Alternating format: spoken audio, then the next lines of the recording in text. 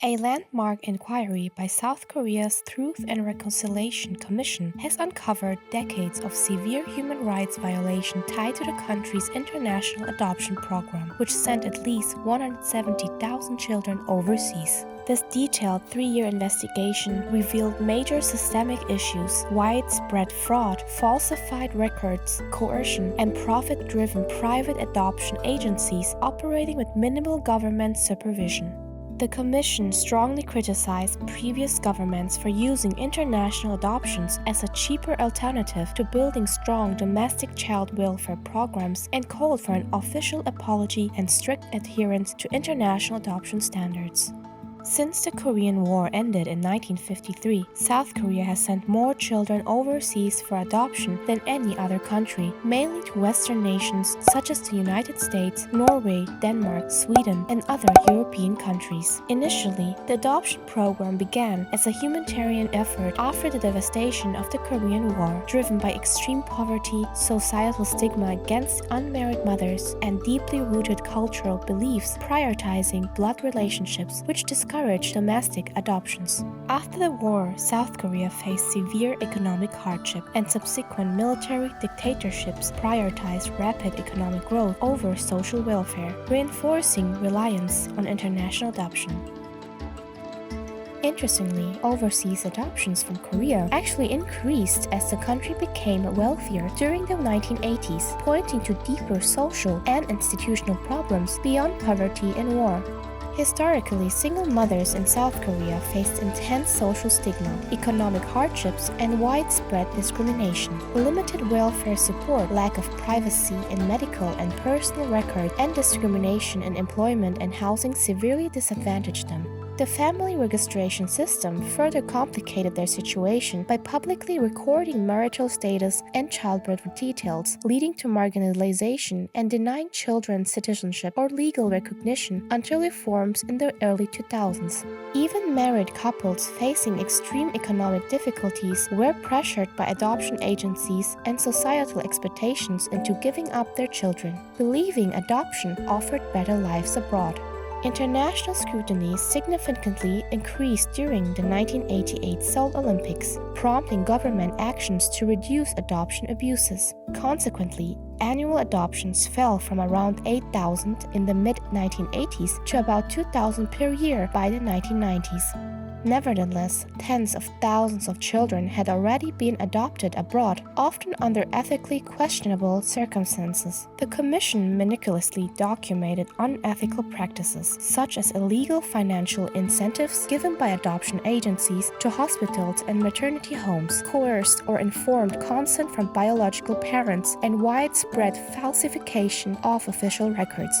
The report highlighted that the government prioritized international adoption as a cheaper solution than investing in domestic child welfare. Many adoptees received fabricated identities, were falsely listed as abandoned, or even registered as deceased, complicating their attempts to reconnect with biological families. Fraudulent documentation left many adoptees struggling with disrupted personal histories and identity issues. The government's focus on rapid economic growth and population control significantly contributed to foreign adoptions, often publicly portrayed as positive solutions to social hardships. Despite reforms, the consequences of past adoptions malpractices remain severe. The Commission identified 56 of 367 investigated adoptee cases as victims of serious human rights violations. Many adoptees continue experiencing trauma, identity crisis, and emotional struggles due to falsified or lost histories. One adoptee valued her adoption records enough to tattoo her adoption number 82C1320 on her back. Growing up, adoptees frequently faced racism, especially in the 1980s and 1990s. She recalled, "There was always this sense of dual identity. Someone didn't want me. Why didn't they want me?" The Commission's findings have significantly changed global perceptions about international adoptions, particularly those modeled after South Korea's practices. Countries reacted strongly. The Netherlands ended international adoptions entirely. Denmark closed its only adoption agency. Sweden suspended all adoptions from South Korea. Norway began its own investigation. Switzerland issued an official apology, and France critically reviewed its adoption policies. Despite historically receiving the most Korean adoptees, the United States has only recently begun reviewing its adoption practices under international pressure. Western demand and diplomatic efforts notably influenced South Korea's adoption practices. In the 1970s, South Korea attempted to stop adoptions to Scandinavia but reversed its decision after diplomatic pressure from Sweden, Denmark, and Norway. South Korea's health minister in 1975 noted that resuming adoptions would promote international friendships. Additionally, evangelical Christians Harry and Bertha Holt significantly shaped international adoptions from Korea after the Korean War. Many of these orphans are ours. There's at least 1,000, maybe 1,500 black and white American orphans with American fathers. I'd like to say to the American people, it is open your hearts to these little ones and help to bring them home where they belong.